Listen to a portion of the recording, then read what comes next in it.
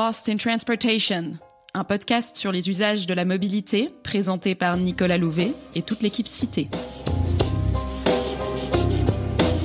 Se déplacer, c'est réaliser des activités, parcourir des quartiers, rencontrer des gens, se dépenser ou se reposer, s'énerver ou se détendre. La mobilité donne vie à nos villes.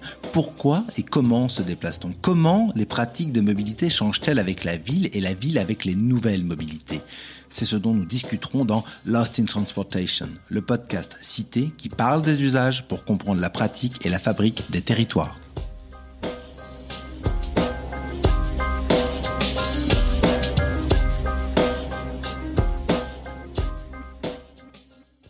Alors que la France sort lentement du confinement, un mode s'affirme comme celui qui permettra aux villes de reprendre leur souffle, le vélo. Ce sera l'objet de cette nouvelle série de Lost in Transportation. Le premier épisode traitera du lien entre vélo et mode de vie. Parler de politique vélo serait trop limité. Sa pratique est la conséquence de leviers et contraintes de la vie quotidienne qu'il s'agit de comprendre pour mettre le vélo au service des politiques publiques. Le deuxième épisode explorera le potentiel offert par les vélos électriques rapides, ou speedelec, pour remplacer peut-être la voiture au-delà des villes.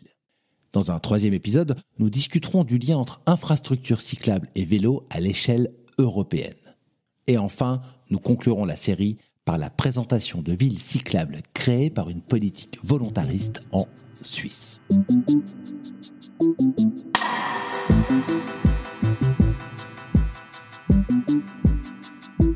Le vélo, épisode 1, ça roule sans piste.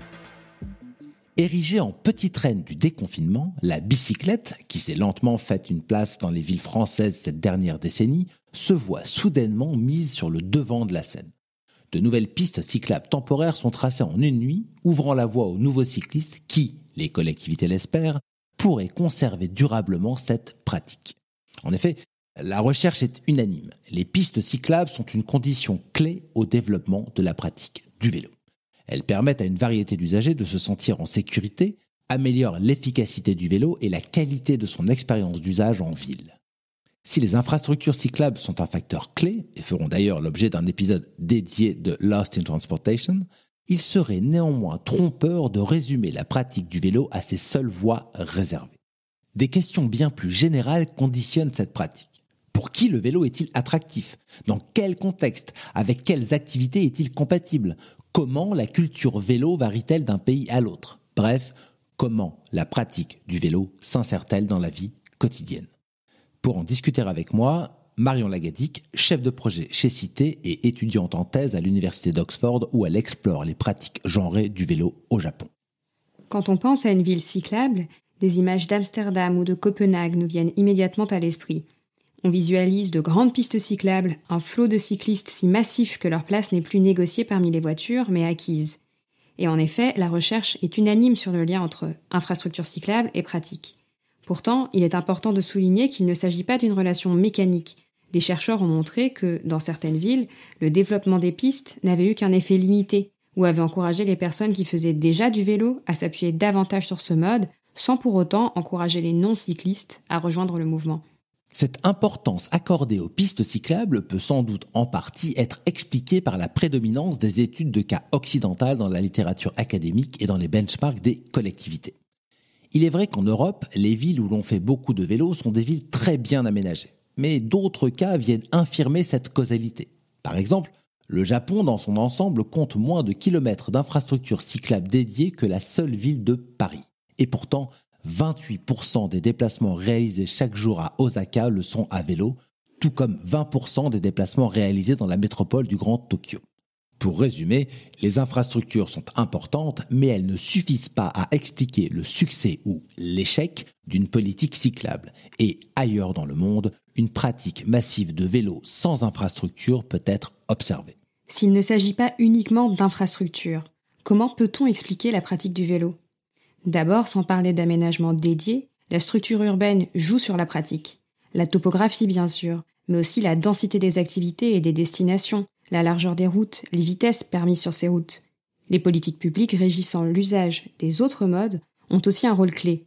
S'il est difficile d'avoir une voiture individuelle, car celle-ci est fortement taxée, ou car l'équipement automobile est régulé par le gouvernement ou conditionné à la disposition d'une place de parking dédiée, le vélo deviendra bien plus compétitif. Le vélo s'insère donc dans un véritable écosystème de mobilité, et sa pratique doit être pensée de manière relationnelle. Au-delà de ces facteurs physiques, les exploitations d'enquête ménage-déplacement françaises menées par Cité pour le CERTU en 2010 montraient déjà que la pratique du vélo est corrélée à une perception positive de ce mode. Les cyclistes le perçoivent comme bon pour la planète, rapide, agréable, sportif. Pour eux, ce mode est non seulement pratique, mais il a aussi une dimension symbolique, voire politique, et leur offre une expérience à laquelle ils accordent la valeur au quotidien.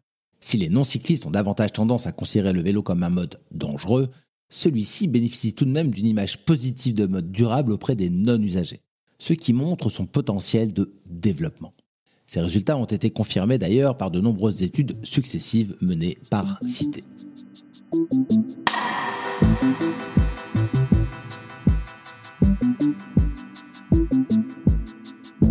Mais finalement, quand on parle des cyclistes, de qui parle-t-on exactement ? L'analyse des différentes enquêtes ménage-déplacement menées dans différentes villes met en évidence le manque d'inclusivité de la pratique du vélo. À Paris, 46% des cyclistes sont des cadres et professions intellectuelles supérieures, alors que ceux-ci ne représentent que 26% de la population parisienne. Les hommes sont aussi plus représentés que les femmes. 60% des cyclistes sont des hommes, alors qu'ils ne représentent que 47% de la population. Sur cette donnée, Paris fait figure de bon élève. À Londres, 70% des cyclistes sont des hommes, et dans les grandes villes américaines, les femmes dépassent rarement 25% des cyclistes. En comparant ces données à l'échelle de différents pays, on voit rapidement que les profils sont plus inclusifs, notamment en termes de genre, là où la part modale du vélo est la plus élevée, aux Pays-Bas, au Danemark, en Allemagne. Pourrait-on donc conclure que les hommes sont les early adopters du vélo et font figure de pionniers en ville ? Cela ne semble pas être le cas. Une étude de Rachel Aldred et co-auteurs, basée sur des données britanniques, a montré que là où la part modale du vélo avait beaucoup augmenté, les profils des cyclistes ne s'étaient que peu diversifiés. La question de l'âge, elle aussi, se pose. En France, le vélo est plutôt perçu comme un mode sportif, adapté aux personnes jeunes et en forme physique. Ce mode est donc assez peu répandu parmi les personnes les plus âgées. En Île-de-France, par exemple, seul 1% des déplacements réalisés par les 66-70 ans le sont à vélo. Ce n'est pourtant pas le cas partout. À Tokyo, les classes d'âge comptant la part la plus importante de cyclistes sont les 60-69 ans. Et le vélo reste pertinent au-delà de cet âge. 22% des plus de 70 ans font toujours du vélo tous les jours. Au Japon, le vélo est perçu comme un mode permettant aux personnes âgées de garder leur autonomie lorsque la conduite devient difficile ou la marche fatigante. Comment expliquer ce manque de diversité des profils ? Considérons d'abord la question du genre. La recherche académique identifie 3 facteurs clés qui expliqueraient la pratique plus limitée du vélo chez les femmes. Celles-ci seraient plus averses au risque, elles auraient des mobilités plus complexes, enchaîneraient les déplacements sans lien avec le domicile pour une variété de motifs et auraient davantage tendance à se déplacer avec des enfants. Ces explications n'apparaissent néanmoins pas vraiment satisfaisantes. Les travaux portant sur la pratique genrée du vélo se sont, jusqu'à récemment, principalement appuyés sur des données quantitatives. Celles-ci sont très précieuses pour identifier, comprendre et documenter des pratiques au sein de la population de manière représentative, mais sont peu adaptées pour comprendre les dynamiques qui leur donnent jour. Les travaux récents et bienvenus de chercheurs comme les géographes Léa Ravensbergen ou Stéphanie Sersli utilisent des méthodes mixtes ou qualitatives pour analyser ces résultats de manière critique.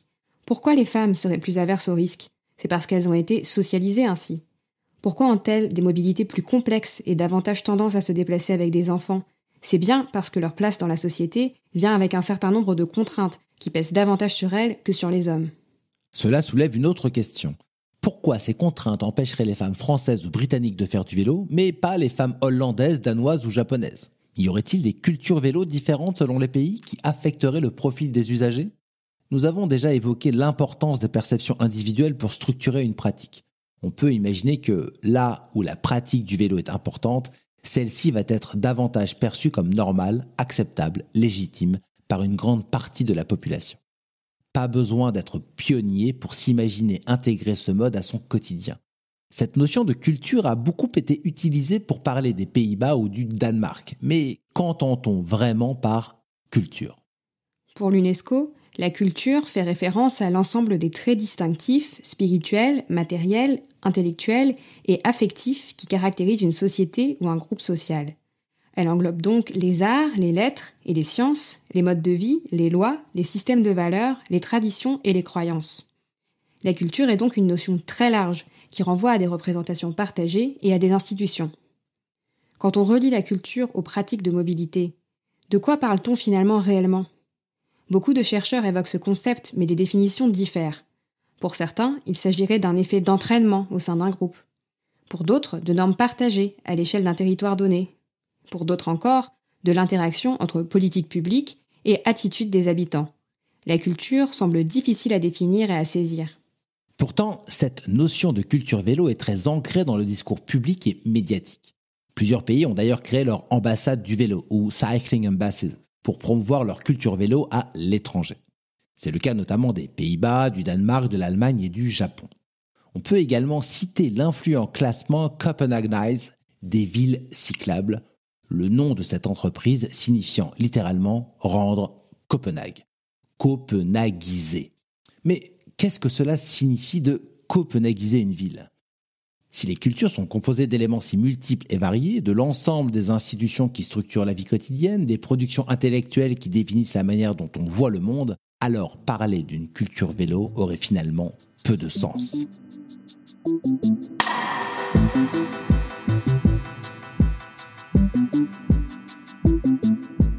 Quand on veut parler de culture finalement, est-ce qu'on ne veut pas parler des politiques publiques ? Cela nous ramène à nos pistes cyclables. On pourrait émettre l'hypothèse que, si la pratique du vélo est inclusive aux Pays-Bas, en termes de genre notamment, c'est parce que les pistes permettent de dépasser la perception de risque et de faciliter les déplacements complexes et avec enfants. Néanmoins, encore une fois, la causalité ne semble pas si simple. Au Japon, les femmes représentent la majorité des cyclistes en ville, et pourtant, il y a très peu de pistes cyclables. On pourrait aussi émettre l'hypothèse que, si les femmes hollandaises utilisent davantage le vélo, c'est parce que les contraintes les moins compatibles avec ce mode, transporter des courses, ses enfants, sont plus partagées entre hommes et femmes. Mais là encore, la causalité n'est ni unique ni directe. Le Global Gender Gap Index de 2020, qui classe les pays selon l'égalité des genres, positionne les Pays-Bas en 38e position, le Japon en 121e position. On a donc deux pays qui présentent cette même représentation importante des femmes parmi les cyclistes en ville, mais des infrastructures et un partage genré des tâches quotidiennes très différents. Ces différentes configurations sont pourtant toutes deux propices à une pratique inclusive du vélo. Plutôt que des cultures vélo, ces exemples montrent que les villes cyclables ont réussi à créer les conditions pour que le vélo fasse sens au quotidien, dans des contextes pourtant très différents. Il s'agit donc non seulement d'aménager le territoire, mais aussi de prendre en compte les modes de vie des citadins, leurs contraintes et la manière dont celles-ci peuvent être dépassées grâce au vélo. En somme, plutôt qu'une politique vélo, il s'agit de mettre le vélo au service des politiques publiques. La crise du coronavirus met en lumière ce rôle du vélo. Finalement, la politique de déconfinement aura accéléré les politiques vélo développées ces dernières années. Soudainement, le vélo offre un véritable plus dans la vie quotidienne de ceux qui ne le considéraient pas comme une option auparavant. Les changements de comportement dans le domaine de la mobilité sont facilités par les moments de rupture, les événements qui bouleversent le quotidien étant propices à l'expérimentation de nouvelles pratiques. Le frein lié à la représentation du vélo comme un mode de loisir peu adapté au quotidien peut être levé quand la peur du virus dans les transports en commun s'impose. Reste à savoir si les profils des nouveaux cyclistes sont réellement plus divers ou si les nouvelles contraintes quotidiennes associées au Covid et pesant vraisemblablement davantage sur les femmes continueront de les éloigner du vélo. C'était le premier épisode de notre nouvelle série sur le vélo. La prochaine fois, nous parlerons des nouveaux vélos électriques rapides, les Speedelec, et de leur potentiel pour rendre la pratique du vélo accessible à davantage d'usagers sur une variété de territoires.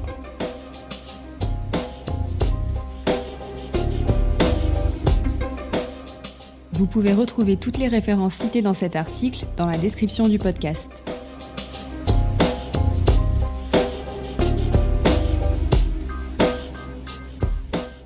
On se retrouve dans un mois pour un nouvel épisode de Lost in Transportation. D'ici là, n'hésitez pas à nous rendre visite sur notre blog. À bientôt!